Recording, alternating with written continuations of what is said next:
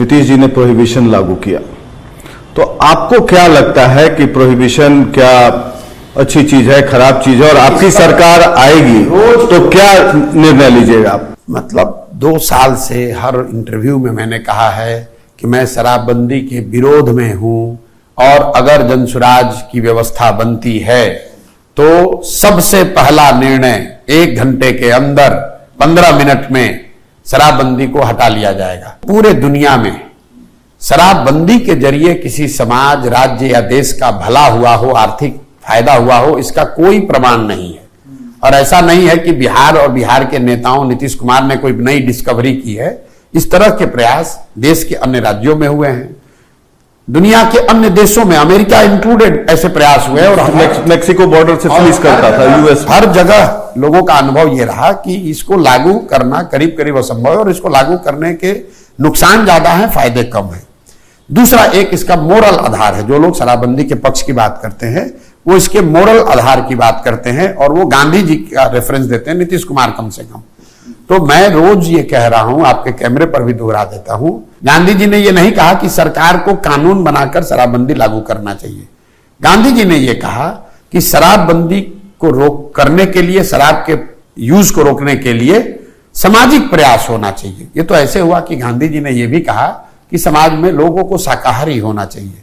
इसका मतलब ये नहीं है कि आप कानून बना दीजिएगा कि जो भी नॉन वेजिटेरियन है, मांसाहारी व्यक्ति है, उसको जेल में डाल दिया जाएगा। तीसरी बात, एक बार को अगर आप मान भी ले कि इसका कुछ फायदा है, तो फायदा तो तब होगा जब इसको लागू आप कीजिएगा। दवा का फायदा तब तो होगा, दवा खाइएगा।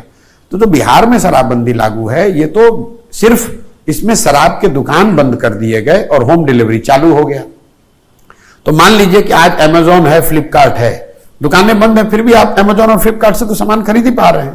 तो बिहार में भी शराबबंदी का हालत वही है कि दुकानें बंद हो गई और होम डिलीवरी हो रहा है।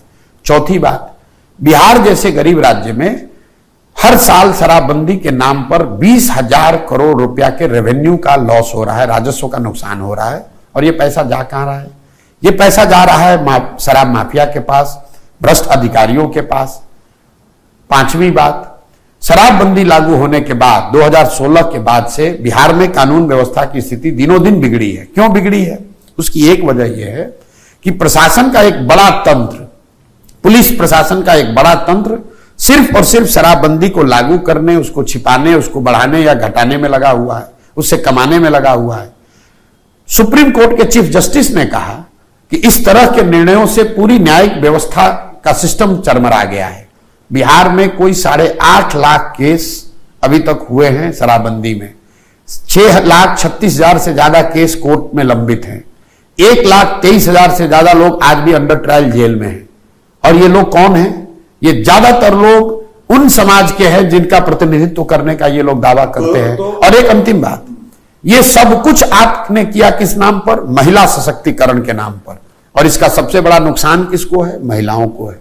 एक बार जब गरीब आदमी शराब कंज्यूम करते हुए, बेचते हुए या उससे जुड़े हुए कारोबार से पकड़ लिया गया, उस घर की महिलाओं की हालत यह है, जो गांव में हम लोग जाकर देख रहे हैं, कि वो अपना घर का बर्तन बासन बेचकर भी उसको कोर्ट और थाने में जाकर हाजिरी देनी पड़ रही है। कई दलित बस्तियों में लोगों ने यह बताया कि शराब के नाम पर, शराबबंदी के नाम पर दलित बस्तियों की महिलाओं को बुलाकर थाने में बैठाकर उनसे झाड़ू लगवाना, उनसे बर्तन साफ कराना, ये आम बात है बिहार में।